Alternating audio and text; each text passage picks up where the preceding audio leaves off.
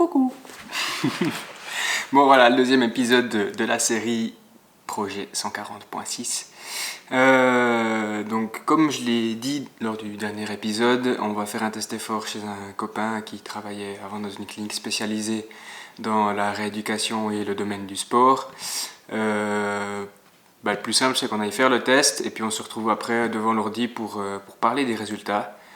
Et ce sera juste un petit peu spécifique parce que lui il travaille sans le masque à oxygène, enfin le masque qui permet de calculer l'oxygène qu'on aspire et le CO2 qu'on rejette, mais d'après lui et d'après la science, ça n'influe que très peu sur les résultats, voire même pas du tout, si on est une personne normalement constituée, et j'estime être normalement constitué. Donc voilà, je te laisse avec les plans et les quelques explications, et on se retrouve pour le débriefing avec les résultats. Allez, à toutes. C'est parti mon kiki. Sur ta piste, c'est de mesurer plus qu'1m95, parce que sinon tu touches le plafond. Tu peux les soulever, et puis tu les tiens comme ça de côté. Voilà, bouge plus.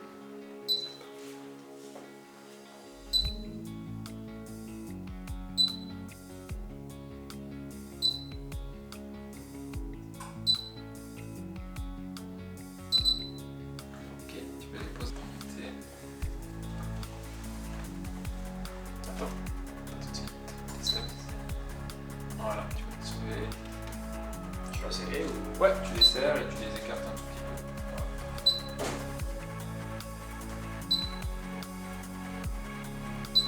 Putain, t'as 6 araignées au-dessus de ta tête, là. J'avais pas vu ça. C'est classe.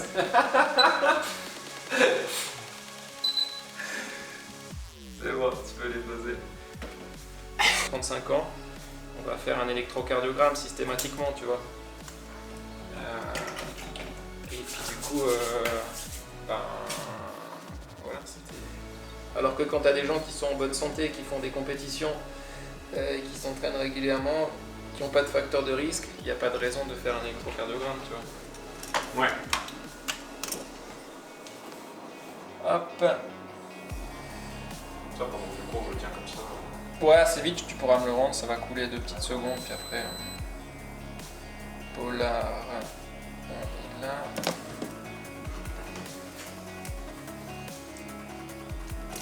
On part sur ton âge, rappelle-moi. 28.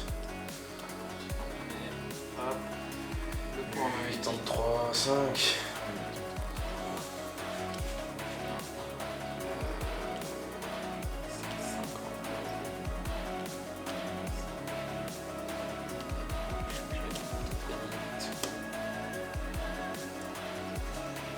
Ok. Je peux voir ça.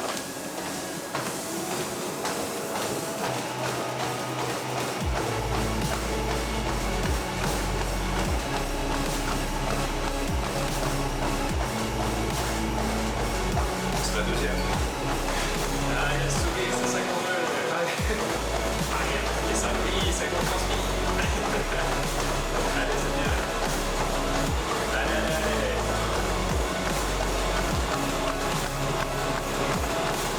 Bien, bon coup, encore.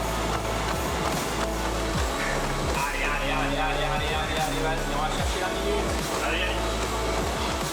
On y va, on y va, on y va, on y va.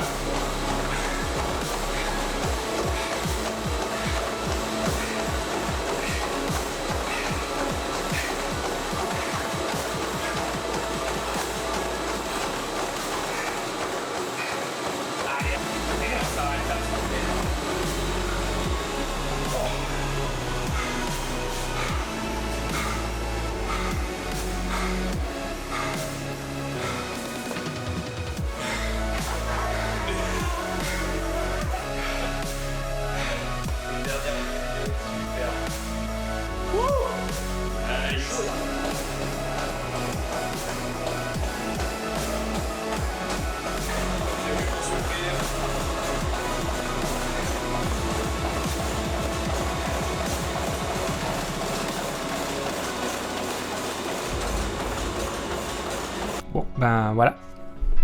Comme promis, il y aura un meilleur son, je pense, avec ce micro. Juste que je puisse voir de quoi je vous parle. On va donc parler des résultats du test. Je vais vraiment être rapide. Je viens de tourner une vidéo là, mais ça a pris 16 minutes et c'est bourrage de crâne.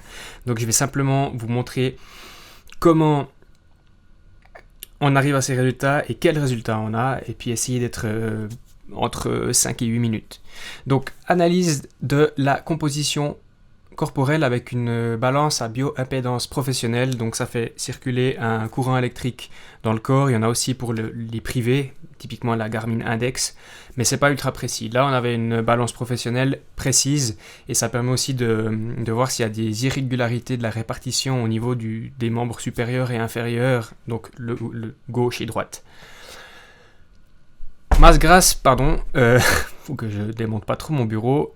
Donc je suis à 10,7 kg de masse graisseuse plutôt, et ce qui représente 13,8% de mon corps. Le but, c'est bien sûr de réduire cette masse pour être plus efficient, notamment en vélo et en course à pied, pour avoir moins de masse inutile, entre guillemets, à déplacer.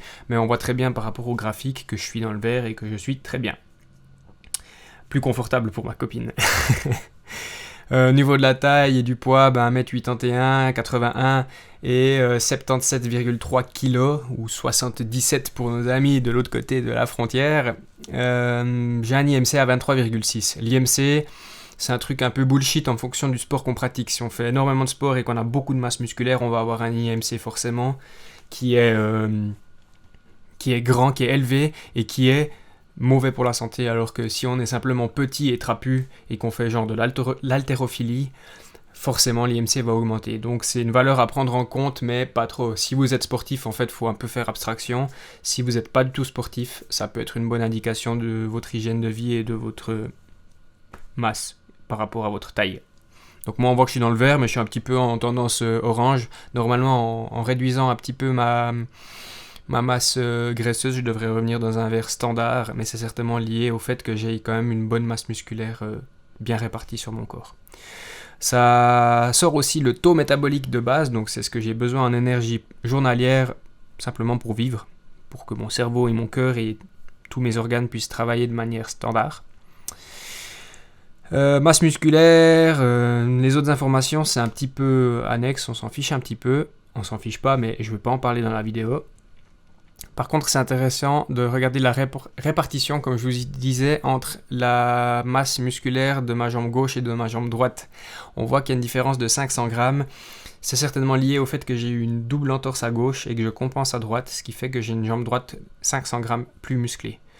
A l'inverse, au niveau des bras, on a 100 grammes de différence, ce qui est vraiment minimum. Voire même, ouais, on n'en tient pas compte. Par contre, ce qui est surprenant, c'est que j'ai plus de musculature à gauche qu'à droite. Alors, est-ce que c'est lié à une chute en vélo que j'ai eue et que j'ai peut-être une épaule un petit peu moins musclée à droite qu'à gauche? Je ne sais pas. Je suis droitier, donc c'est quand même étonnant. Et ensuite, on voit la répartition des charges en fonction du sport qu'on fait. Forcément, c'est des choses qui vont aussi évoluer. 3 minutes 40.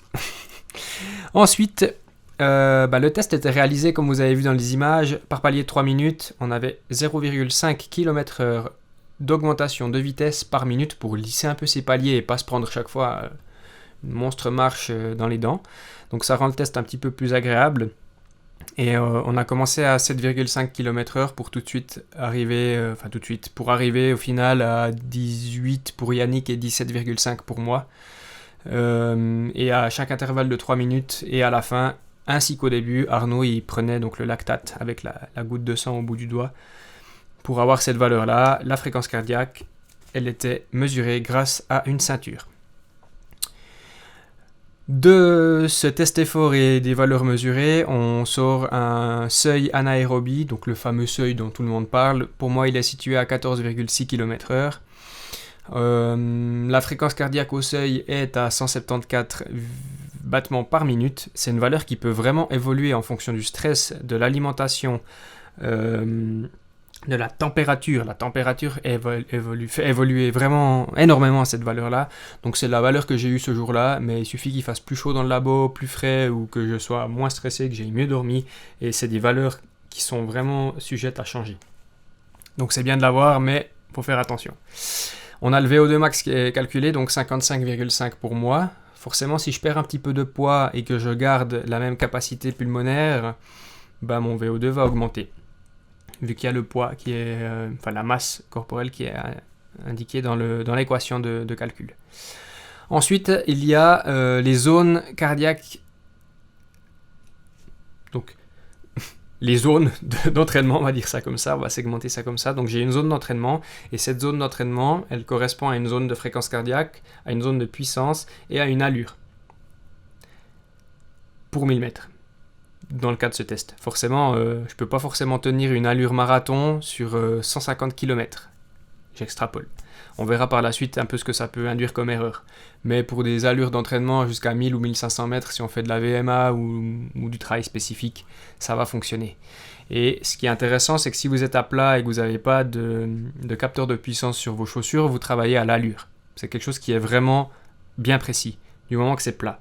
Moi, j'utilise plus ma fréquence cardiaque parce que je fais du trail et quand ça monte, forcément, je ne peux pas garder les mêmes allures, sinon je me grille au bout de 100 mètres de dénivelé. Donc, c'est vraiment des choses à prendre en compte. Et comme j'ai dit, la fréquence cardiaque, elle peut vraiment évoluer d'un jour à l'autre si vous êtes en forme et que vous avez bien mangé et qu'il fait plus froid ou plus chaud. C'est vraiment quelque chose qui peut évoluer facilement. Donc, privilégier des entraînements à plat, surtout pour faire du triathlon, et avec une mesure à l'allure plutôt qu'à la fréquence cardiaque. Je vous mettrai un petit exemple de Garmin où j'ai fait une course avec des zones qui étaient assez proches de la réalité, où j'ai fait genre 2 heures et quelques au seuil et 45 minutes en zone rouge, ce qui est normalement impossible. Mais il faisait extrêmement chaud et j'étais pas très bien entraîné et un peu dans le dur, donc voilà pourquoi toutes ces valeurs ont évolué. Et puis si on descend encore un petit peu, on a des prédictions sur les courses de 1000 mètres, semi-marathon et marathon, donc 40 minutes et 30 secondes environ, 1h33 et 3h22 pour finir avec le marathon. Et c'est des valeurs, voilà, comme je vous ai dit, on extrapole par rapport à la durée du test qui a duré environ 20 minutes sur une course de plus de 3 heures, donc forcément il y aura de la fatigue qui vient s'installer et on ne pourra pas garder les mêmes allures. Donc ce qui est intéressant, c'est de comparer ces allures, ces prévisions d'allure avec un futur test, voir si j'ai progressé ou régressé, mais c'est en aucun cas mon temps record optimum en ayant toutes les meilleures conditions, parce qu'on vient rajouter de la fatigue là-dessus. Et un marathon, il sera peut-être pas forcément toujours ultra plat, en fonction des chaussures qu'on utilise. Il y a plein de paramètres qui rentrent en compte, donc moi je pense plutôt être capable de faire un marathon en 3h45 que 3h21. À voir si j'arrive à descendre cette prévision et même mon temps en marathon sur moins de 3 heures, ça serait intéressant. Concernant les zones d'entraînement, en fait, je vous ai parlé des différentes zones, mais il faut les segmenter. On a l'endurance, on a la régénération tout en bas, vraiment une allure. Si on va faire un petit décrassage le lendemain d'une course, on va vraiment juste faire du jog. Ensuite, on a l'endurance fondamentale. Ensuite, on a les allures semi-marathon et marathon. Après, on a le travail au seuil, et ensuite, on a vraiment le travail de VO2 max et VMA, donc qui sont hauts en fréquence cardiaque. Et le but, c'est de faire un entraînement polarisé entre un entraînement en endurance fondamentale, 80% du temps, et le 20% restant, on fait de l'intensité. Voilà, du coup, en gros, l'analyse du test. Le but, avec les deux courbes qu'on voit, le lactate et la fréquence cardiaque, c'est avec l'entraînement de venir lisser cette zone de lactate pour avoir un seuil anaérobie en fait qui est retardé, et plutôt que d'être comme moi à 14,7 km/h, peut-être de le pousser à 16, 17, 18 ou même plus. Si on prend un marathonien qui court un marathon en 2 heures de temps, imaginez-vous bien qu'il court à 21 km/h pendant 2 heures, c'est son allure marathon, donc ça fait que son seuil, il est peut-être à 22 km/h. Donc c'est quelque chose d'assez énorme. Après, c'est des athlètes professionnels, ils sont entraînés. Moi, je suis un amateur, je fais ça pour le plaisir. Mais si je peux progresser et avoir un peu plus de plaisir sans être dans le dur, c'est quand même cool. Donc voilà, j'ai tenu ma promesse, moins de 10 minutes. Prochaine vidéo, ce sera la petite sortie avec Yannick et en vélo. Première pour lui, donc j'espère que ça va y plaire. Et puis on va faire une petite vidéo avec un mini débriefing. Ce sera juste un peu vidéo détente, un peu moins tech que celle-ci. J'espère que ça vous a plu, n'hésitez pas à vous abonner, puis je vous dis à la prochaine, bon entraînement, ciao ciao.